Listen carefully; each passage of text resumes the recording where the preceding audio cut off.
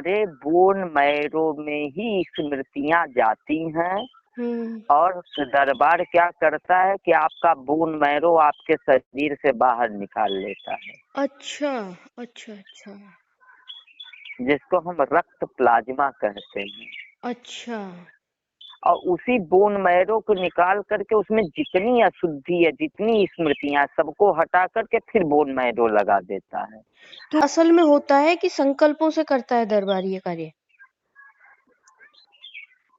ये चिकित्सा? एक्चुअली ये सब दरबार कर रहा है आपके साथ। अच्छा। आप तो संकल्प वस्तुतः कर भी नहीं सकते हो, क्योंकि यदि आप संकल्प कर ही पाते तो आपको दरबार की जरूरत क्या थी।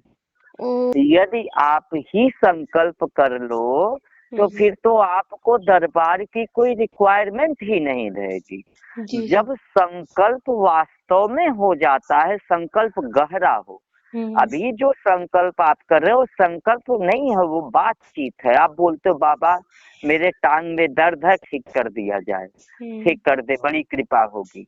मेरे माँ के ब्रेस्ट में दर्द हो रहा है, ठीक कर दे। अभी बातचीत, इसको संकल्प नहीं बोलते हैं।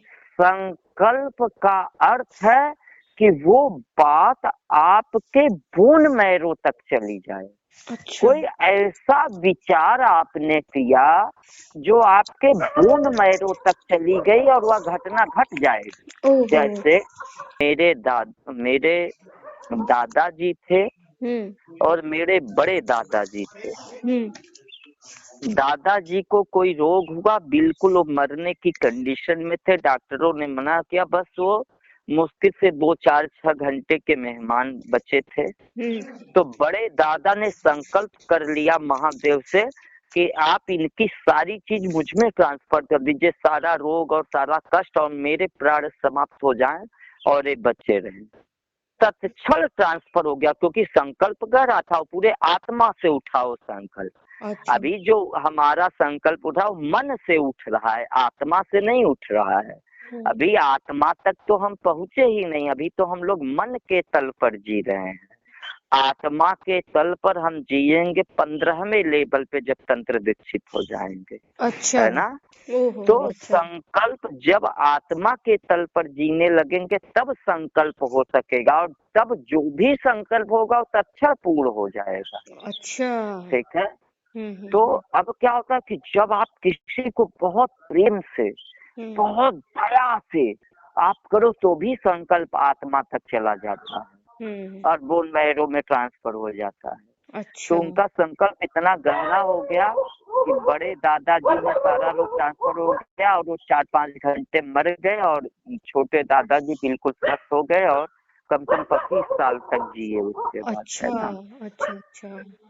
इस अगर राम जन्मे हैं रघु के खानदान में, तो रघु के खानदान में वैसी शक्तियां थी कि वहां ईश्वर का जन्म हो सकता जी। है ना।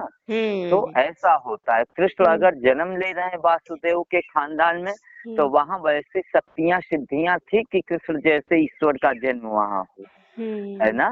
तो ऐसा रहस्य है। हाँ, वो तुरंत की घटना नहीं थी, तुरंत की घटना नहीं थी वो।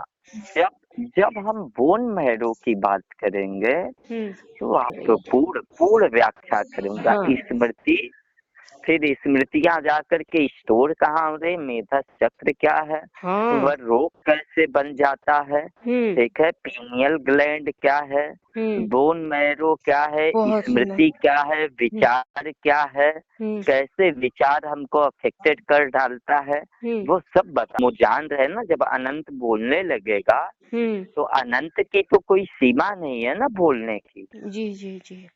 ठीक है। बीच बीच में मैं भी आ जाता हूँ, ये जो भी शरीर है, एक व्यक्ति है, एक लोग, ये बीच बीच में एक आध बार आ जाएगा। जब आ जाएगा तभी डिस्टर्ब होगा, लय टूट जाएगा अनंत का। जी ठीक है। जी। लेकिन अनंत कंट्रोल कर लेता है स्वयं बोलने के लिए। है ना।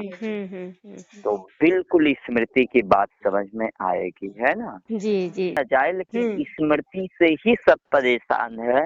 मूल स्मृति ही एक्चुअली, वो बिल्कुल सही बात है कि अभी चूंकि कली का प्रभाव है सबके मस्तिष्क पर, तो उनके मस्तिष्क की अभी क्षमता ही नहीं है कि इतना सुन पाए। एक्चुअली अभी मैं बोन मैरो भी अगर मैं पूरा बता दूंगा तो किसी को पचेगा नहीं। अभी मैं इसको पूरा बताऊंगा भी नहीं। अगर मैं बता दूंगा कि आपका बोन मैरो ही निकाल लिया जाता है आपके शरीर से, और फिर शुद्ध करके आप में लगा दिया जाता है, तो बात भी किसी को पचेगी नहीं। और अगर और आगे बढ़ कर के बात करें तो यहाँ तो विज्ञान ही गलत हो जाएगा। जिस बोन मैरो को विज्ञान कहता है कि बोन मैरो आपके शरीर के अंदर है, दरअसल बोन मैरो शरीर के बाहर है। बोन मैरो सहस्रार में बैठा हुआ है, बिल्कुल सर के ऊपर, ठीक है, सर के बिल्कुल ऊपरी हिस्से में वह बैठा हुआ है बोन मैरो। वही आत्मा है, वही संचालित कर रही है पूरा।